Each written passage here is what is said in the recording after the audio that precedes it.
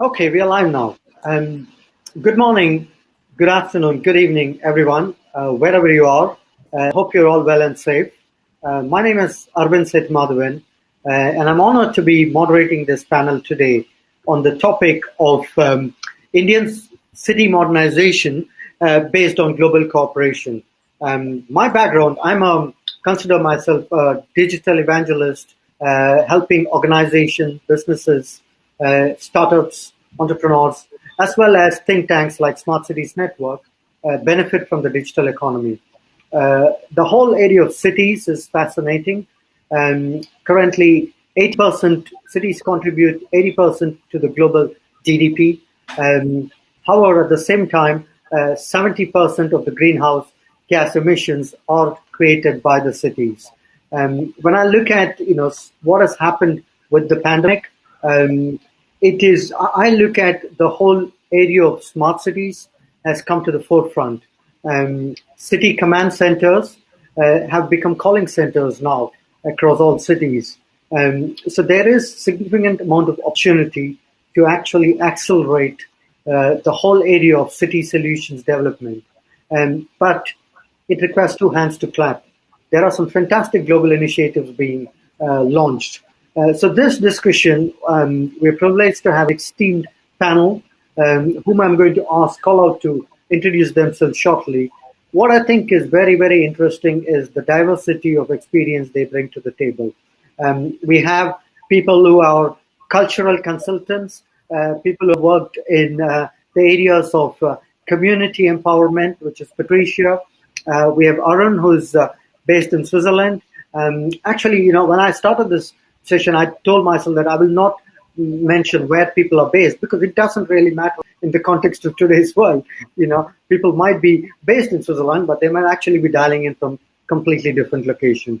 But Arun actually is the chairman of an organization called 5 Elements Sustainable Development Group, doing a lot of work in the areas of developing UN SDGs on smart cities. I'll let him talk more about it, and renewable energies. And finally, we have Nitin, who is the law firm, leading law firm in Mumbai. And he's got tremendous amount of experience in the area of foreign direct investments, M&As, etc. But rather than me talk about their respective credentials, it's best for them to talk. So I'm going to call upon first Patricia.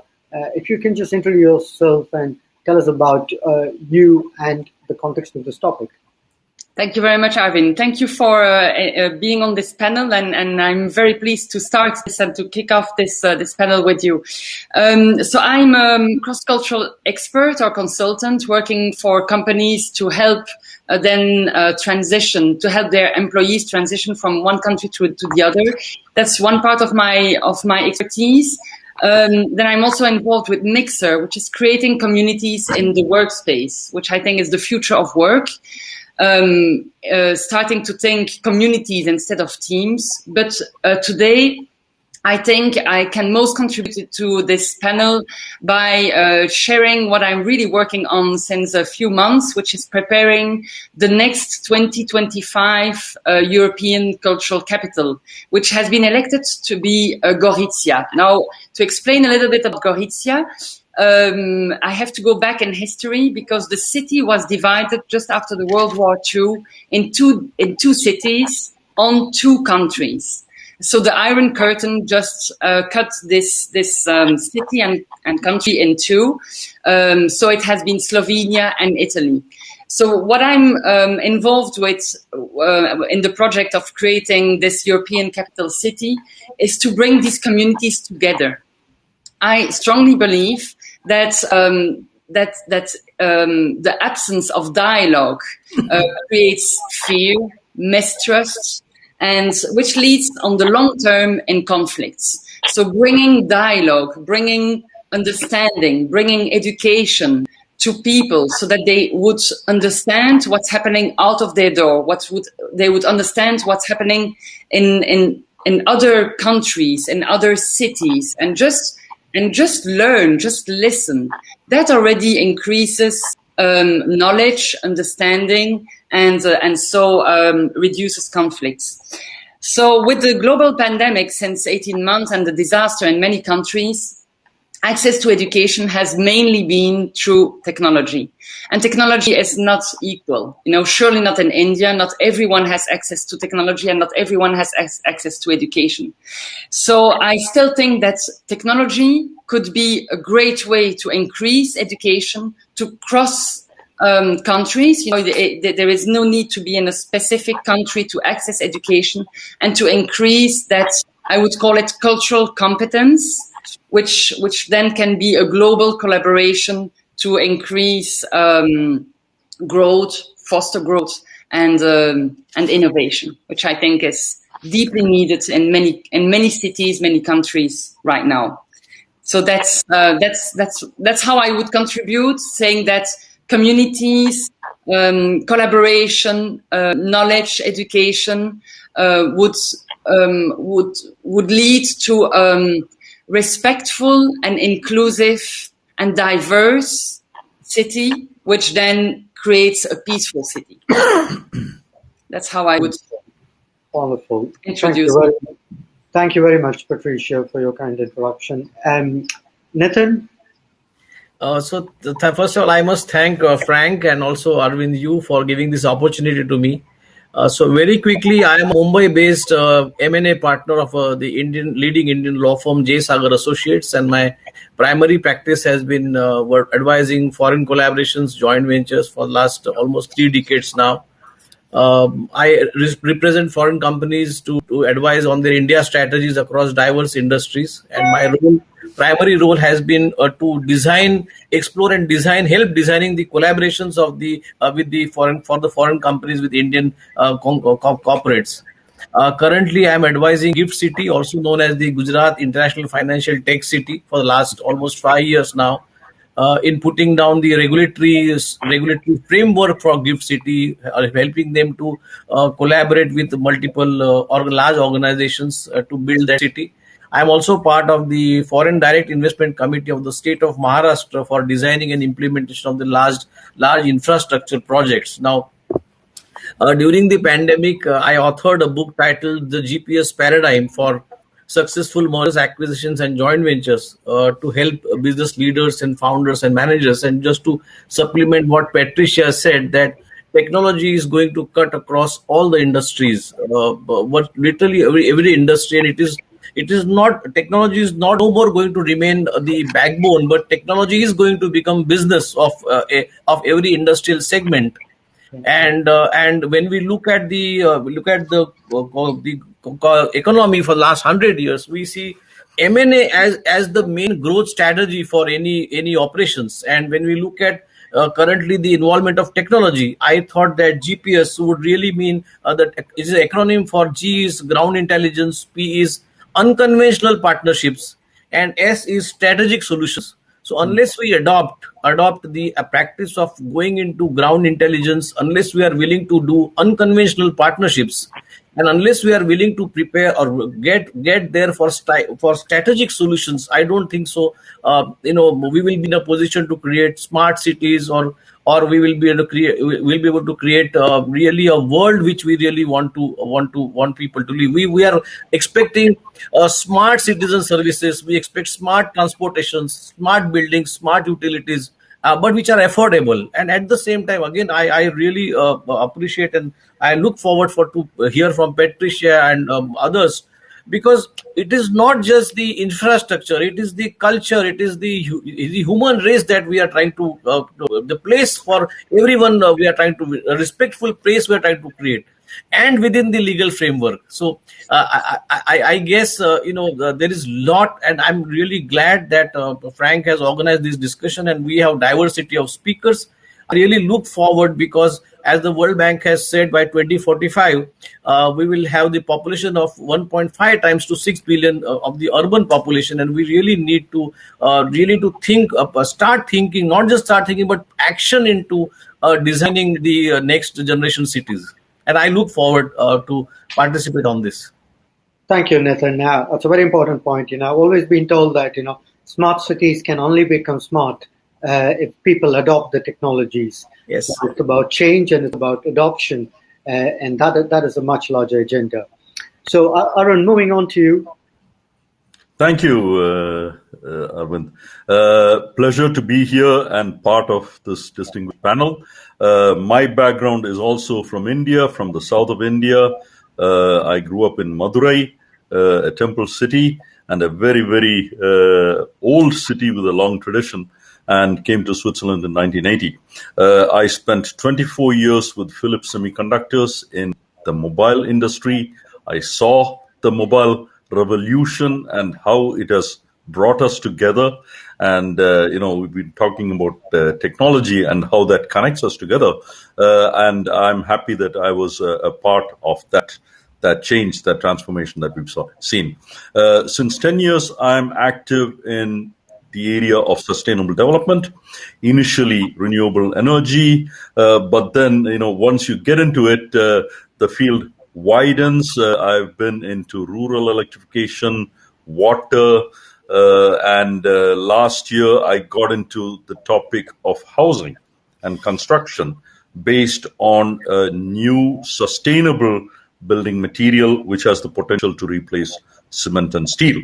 In the course of that, I also got in touch with a Swiss association which is promoting something called the 2000 watt smart city template or standard model for sustainable development.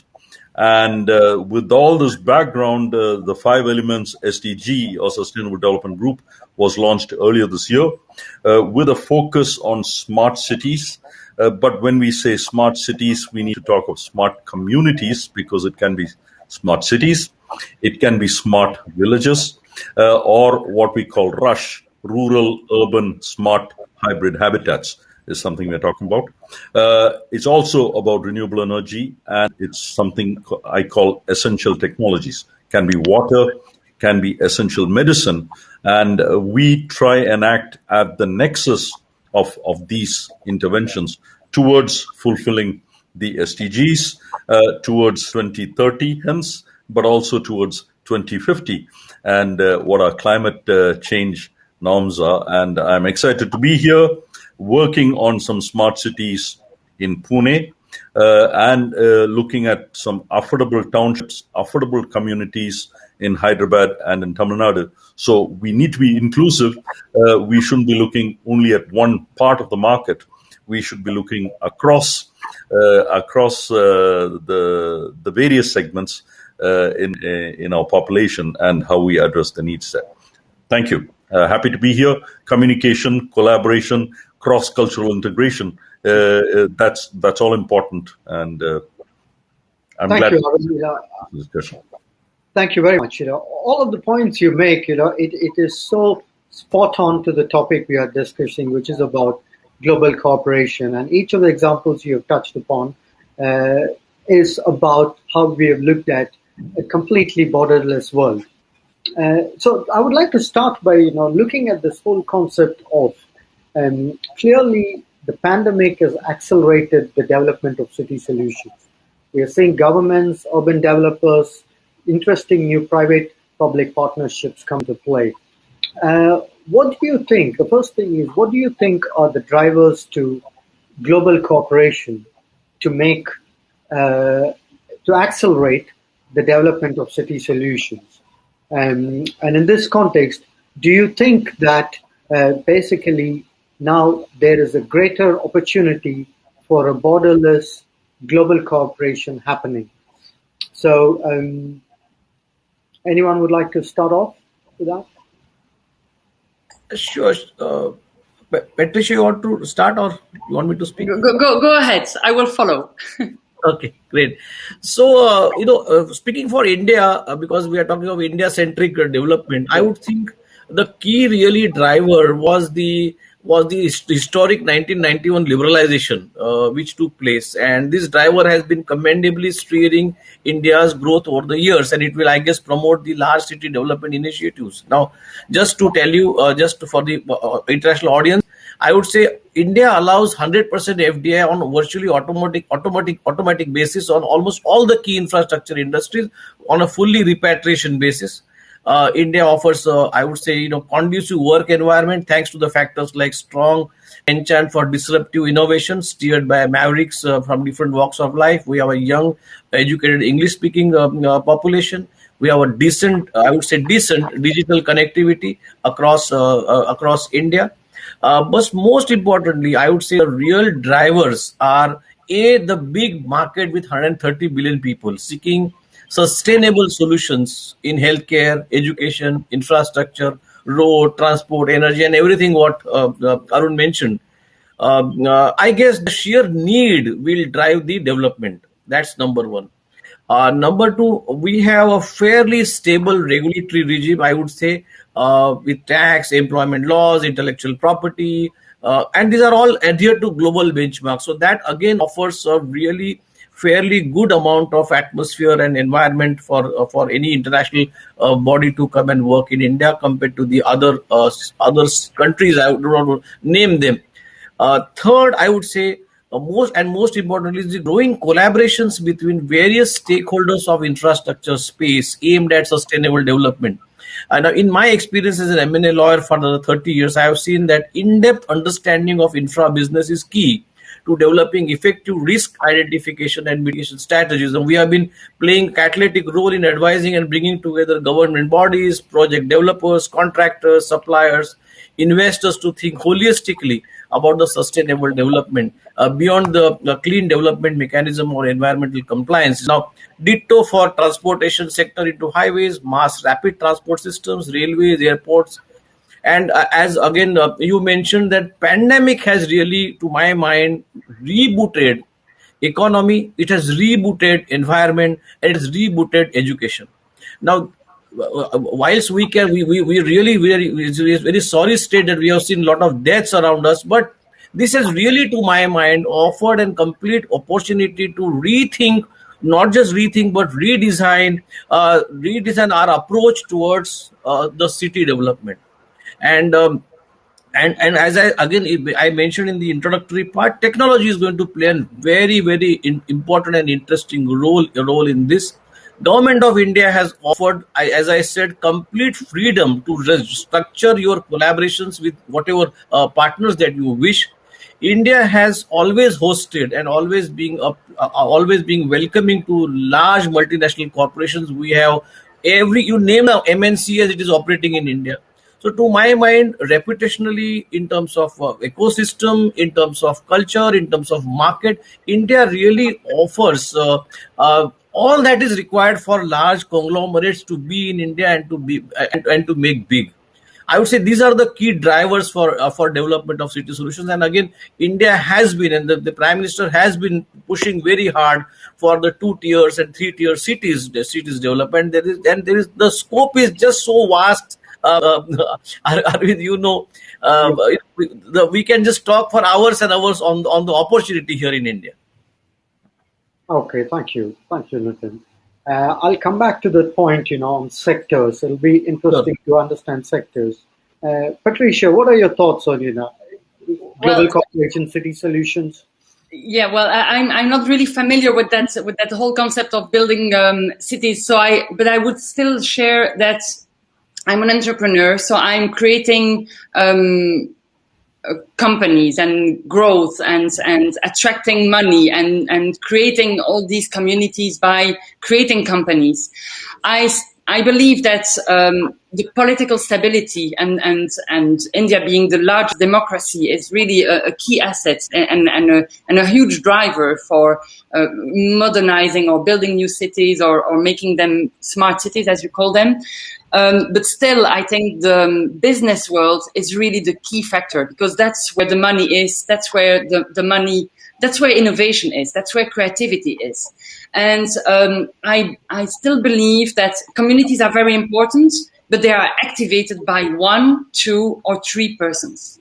and can be men or women, very inspirational with charisma, and they have a master plan. And I think these people really need to come up, show up, and plan and do and activate things. Otherwise, nothing is done, even in the largest democracy. Then one of the key drivers is access to the primary needs for the population in these cities. So we are talking about, of course, a safe house, but clean water, food, education, health. These are, I think, if everyone has access to that, that will change cities as a whole. And it will reduce diseases, it will increase health, and opportunities through education, which again, like Nitin has been mentioning and many others on this panel, technology can speed. But also we are social animals. We've seen through the pandemic that we need to be together. We need to be with other humans among us. We need to talk and entertain and do many things. And we need nature. And many cities have been putting the nature away. I think it's very important to plan that a holistic approach. And this is, it's with determination, and it's a political decision, and then a financial decision, and a social decision. But all these decisions has to be very holistic to allow humans to be living well with a high well-being, and in these cities. And I have not seen that very often over the last couple of years that I've been traveling. Right. Is that specific to India, or? No, I think that's specific. It's everywhere. I cannot think of a city. Well, I don't know enough to name cities, but I'm sure there are cities where they are planning that. And the two other panelists are probably more aware of these initiatives. Yeah, okay, that's interesting. But from your part of the world, are you seeing any examples of global cooperation which has resulted in city solutions which are well, I can talk now for Trieste, which is the city where I'm living in Italy, and there is a very old harbor that is completely falling apart, and they've been asking many countries and many architects from different countries to come and plan something. And the one that has been chosen is German with an incredible background. And he is talking about that. It's integrating the old harbor in the city with the landscape, with nature, to create communities and make a link between the city, the harbor, and the nature, which is the environment of Trieste. And it's a beautiful one. So I think there is, but it takes a foreign architect to bring something. I think I also believe that people who are living in the same city don't see the beauty of the city, and sometimes it's an outside world, an outside eye who will speak up and say, hey, why are you not treasuring this? This is really very important, or this is really beautiful, and you even don't see it, or this is what you can make from it. Yeah. Okay. That's good. Arun, you are already working in this area of global cooperation. You are running projects in India, based out of Switzerland.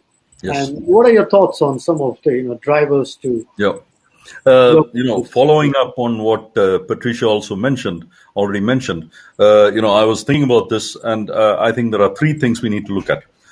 It starts with the context. Where are we in the process of urbanization, in the process of smart city building in India, and what are the underlying realities?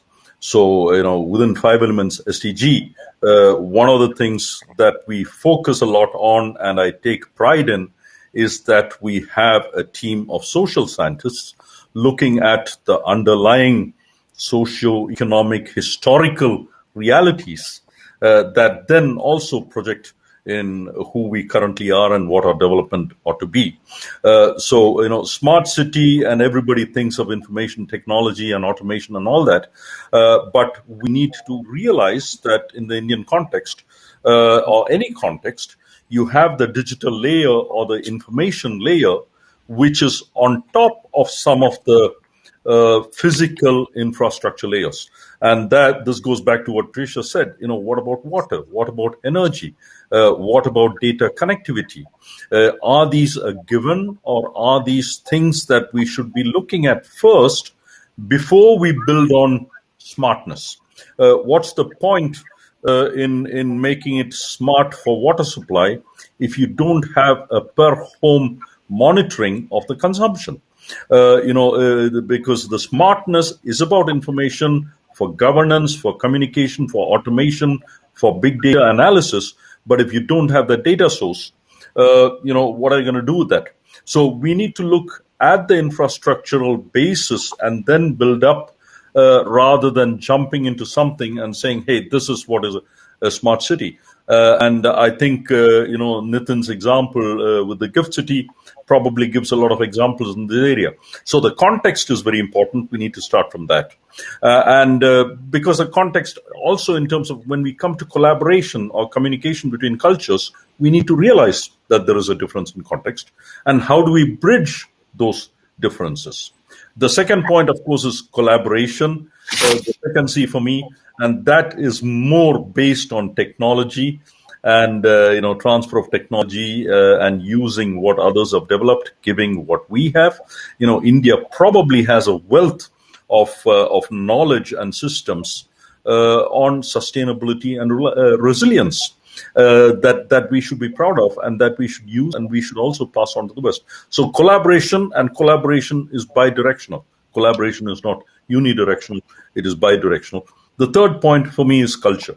When we talk development, when we talk growth, smart cities or smart communities, let's not forget our local cultures. Let's not forget where we come from. There are indigenous knowledge systems. There are variations from region to region.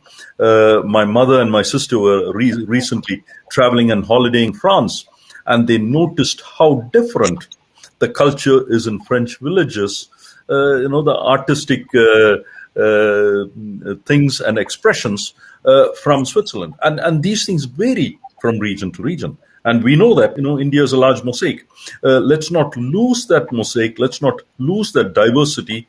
Let's be inclusive in our culture, in our concepts as we build new cities.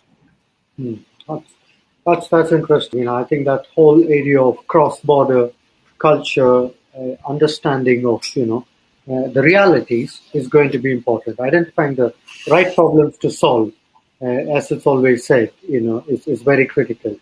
An area which I want to touch upon is, getting slightly more specific into some examples of areas where specifically around global cooperation. So what we're talking about is, obviously the context is in India. And can you touch upon any specific projects which you've been involved in, where you've seen a particular area, which is where the team in India or the city in India has actually benefited from the area of global cooperation? And I think, Arun, when we were talking earlier, you were talking about what you're doing in Pune, for instance. And I think globally, your organization does a lot of work on renewable energies.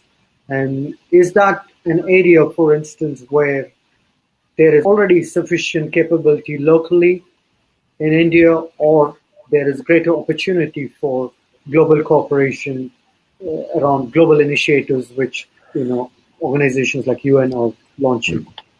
I think we also shouldn't forget the historical perspective. So while I would like to come back to current day examples, this idea of global cooperation is not new. My hometown is in what used to be the old kingdom of Travancore. And if you look at the Travancore style of architecture, there are some very, very, very specific particularities, especially the roofing, which is we call Travancorean. But if you go back to the past and see where it came from intermingling with Chinese culture. So there is an aspect of Chinese architectural culture that has been taken over in Travancore, not just because of cultural exchanges, but actual people, laborers coming and working here and doing this. Look at sari, and what is known as a Kerala sari was imported from parts of Tamil Nadu into Kerala by the royalties there. My favorite example is even the word for rice. Rice is a word which comes from the Tamil root arisi, because of trade relations between Greece and Tamil Nadu. So this global cooperation, this intermingling of ideas, this cultural communication and intercourse between different nations and societies, that is as old as history. Let's not forget that. Having said that, the specifics here, I have two examples. The Swiss 2000 watt smart city norm or standard is the only certified standard which leads to net zero by 2050. And that's the track, that is the path it is on. This is a brand owned by the Swiss federal government. I'm part of the association that promotes this brand internationally. We have an MOU in place with the government of Maharashtra. We have an MOU in place with the Pune Metropolitan Region Development Authority. And we are currently discussing the engagement towards 4 specific smart cities around, I think, the ring road or outer ring road of Pune, focused on IT, focused on manufacturing, focused on health. And this is where we are trying to get, on the one hand, Swiss ideas in terms of sustainable growth to India and see how we combine the two. We are, at that same time, we are looking at how do we bring it in the local context, and how do you develop rural urban hybrid communities or setups. So that's one example. The second thing is in the area of building material and sustainable building material. What's the post-cement, post-steel world look like?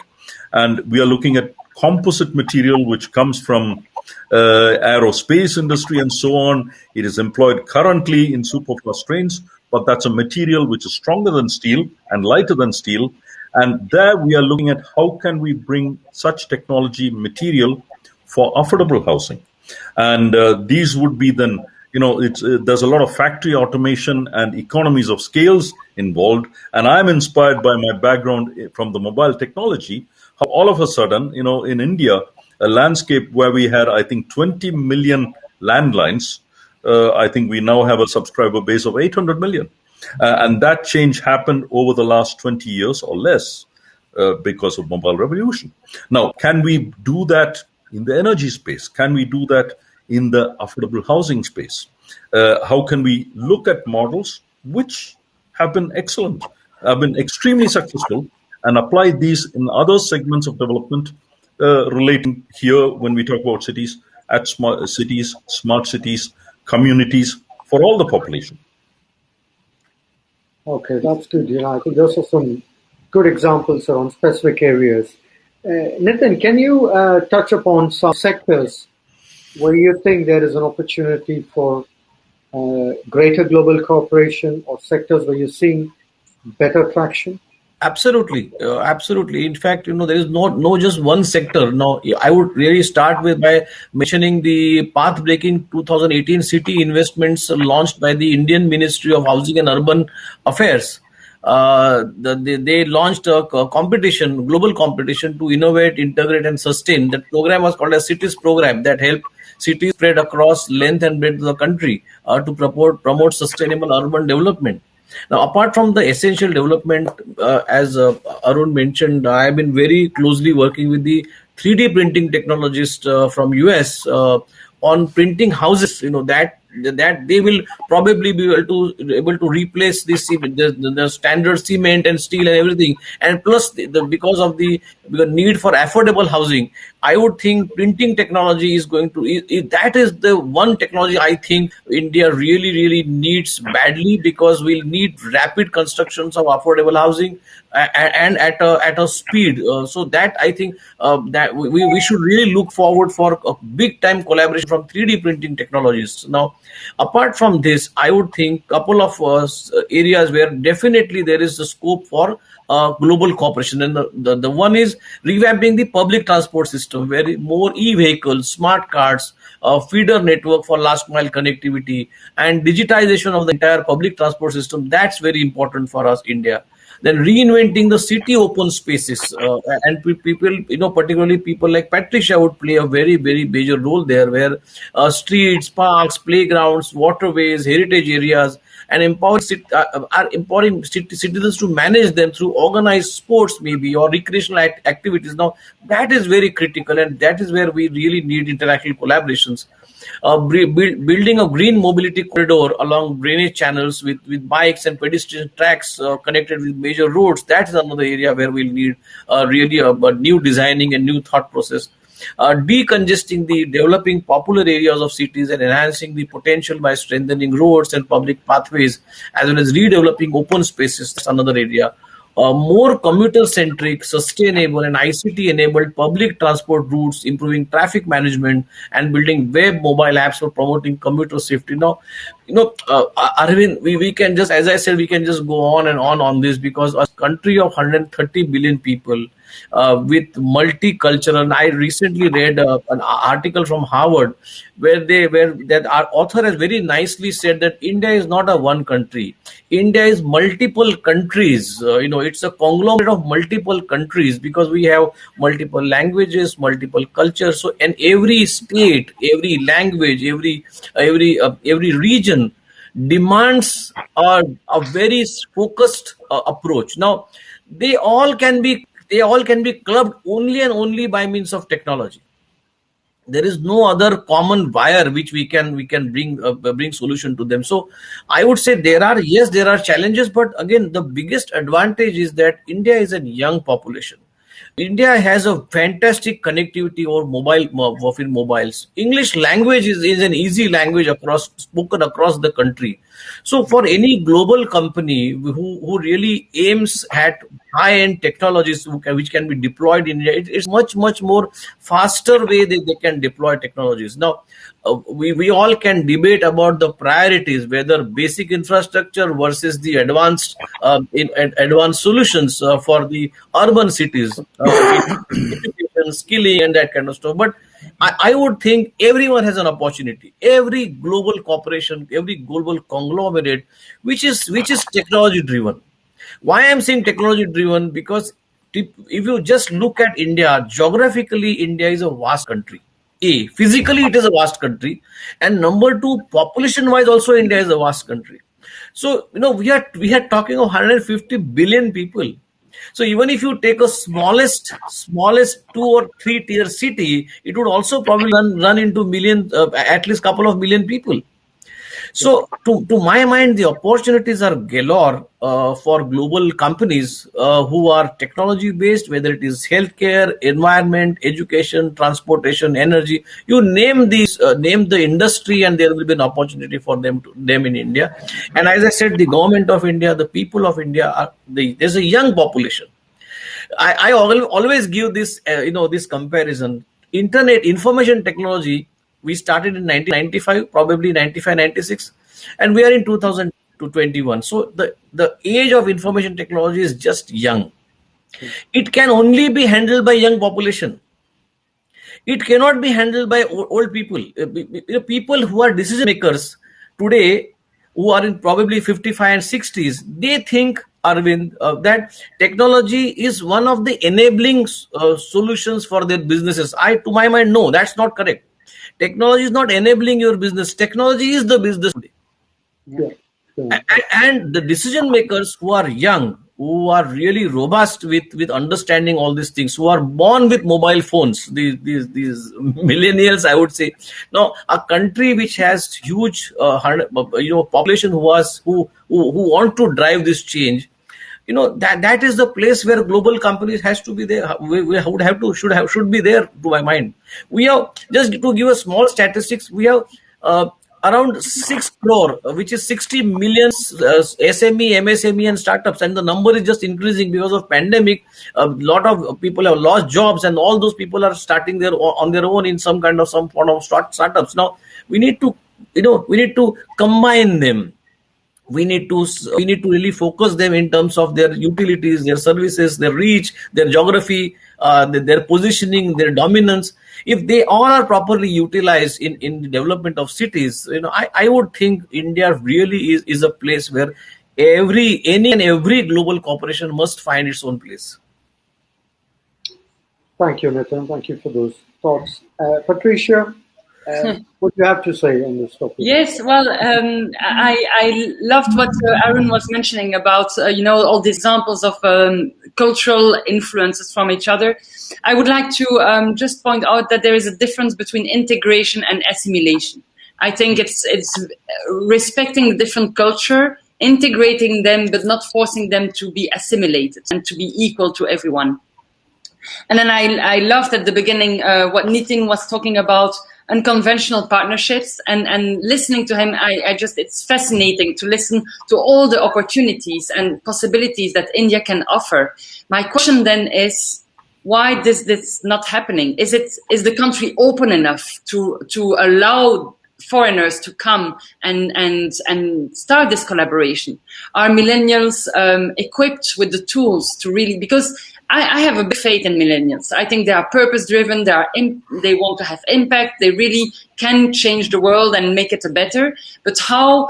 But the power is still not in their hands, and so the country might not be open enough. It's just a question. It's not a judgment, but is the country open enough, and is the power in the hands of the people who can make the change? And if that is not true now, what is needed to make that something to be able to happen? That's a good point. Yeah. So if I may answer Arvind in a not quickly to what Patricia is saying, Patricia, to answer your question, I would say yes. India is ready to do all these things. India is doing, in fact, in my opening statement, I said we started the liberalization process in 1991. Mm-hmm. Today, almost every industry in infrastructure and which is technologically driven is open for 100% foreign investment in India on an automatic basis. And the foreign investment, the regulations with regard to allowing foreign companies to set up their operations in India is on a fully repatriation basis. You can come in, there's an absolute free entry and free exit. Now, why these questions come is, and again, I would repeat it very humbly, I would say, India is a geographically vast country, A. And secondly, we are large populated country, 130 billion people. Now, even if there are good solutions, even if you install good products in India, to see the difference by those products, it is going to take some time. It is not 100,000 people, we are talking 130 billion people. So, good actions you may take, to see the result out of that good action will take some time. That's number one. And secondly, again, I would say we are very humbly, we are not a country with huge capital investments to do with. For developing infrastructure, we really need a lot of investments.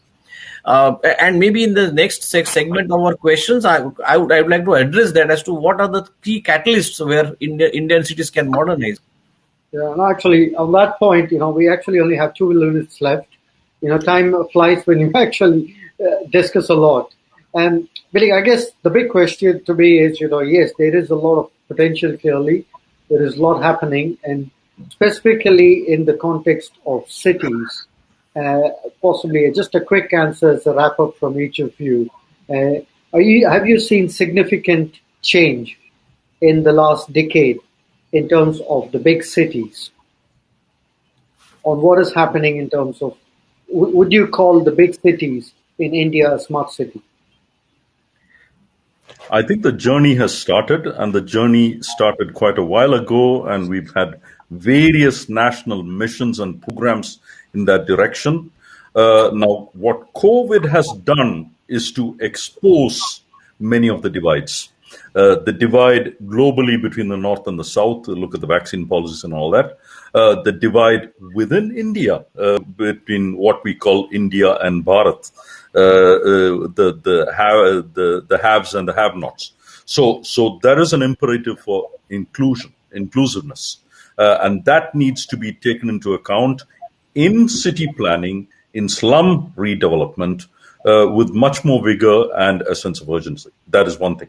Number two, I think there is, we started off with a focus on technology, but very quickly came to communication, collaboration, talking culture.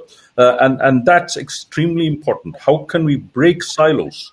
when we talk sustainable development, it's a very multidisciplinary effort with a lot of partners, and we need that. Number three, I think, you see, we are very risk averse as a people, and that we need to temper that a bit. There is capital available for good projects, and from all over the world and within India as well. But it requires a planning over a longer horizon than the 5 years that political parties have in power. I think that is affecting us.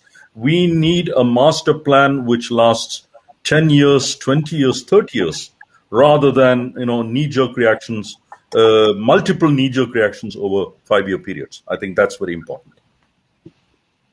Thank you very much. Nitin, a few words from you. Yeah, I endorse what Arun has mentioned with only a small addition over there. We need long-term plans, but with an agility to change as and when required. We really need that. That's number one.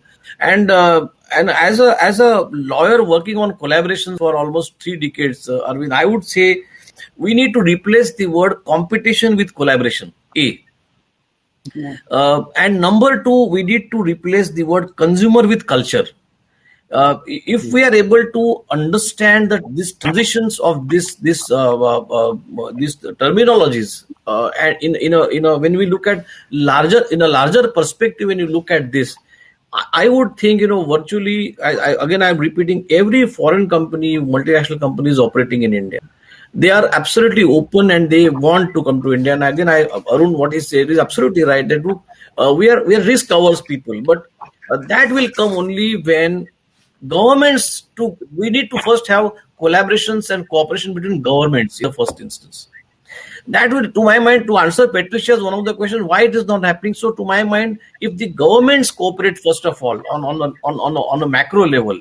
When large institutional bodies like financial institutions, if they collaborate on a macro level, that is where we'll see fundamental and large changes happening on the ground in India. Good. Thank you, Nitin. Thank you very much. And Patricia, last word. I don't think I have anything to add, because this has been brilliant by Arun and Nitin, and being from this part of the world, probably from a different part of the world, I cannot add a lot. But what I've seen since COVID is the increase of in green initiatives in many countries, in many cities all over Europe. The absence of cars, everyone is going on green. Yeah, on bicycles. So that's not something new, and there's not a lot of tech there. But so there is going back to something that is healthy, natural, and easy to use. So I like the agility, the resilience in everything, and that's probably the way to go forward is to go hand in hand. Technology, good sense, common sense, and to the well-being of humans.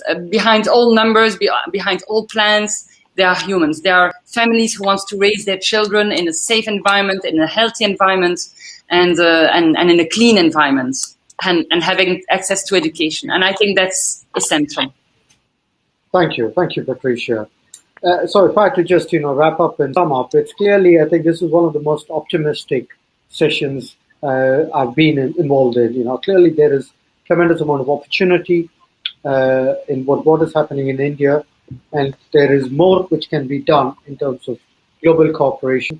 We need to keep in mind the whole cultural sensitivity around cities, as well as, it is the classic, it requires 2 hands to clap, something which you reference. It's governments, private sector, they should all come together. So with that, thank you very much. I think about 4 minutes overrun on this session, but really appreciate all of your insights and comments on this very important topic. Thank you, Arvind. Thank you, Arun. Thank you, Patricia. Thank you for you moderating it so well. It was a pleasure meeting you all. Thank you.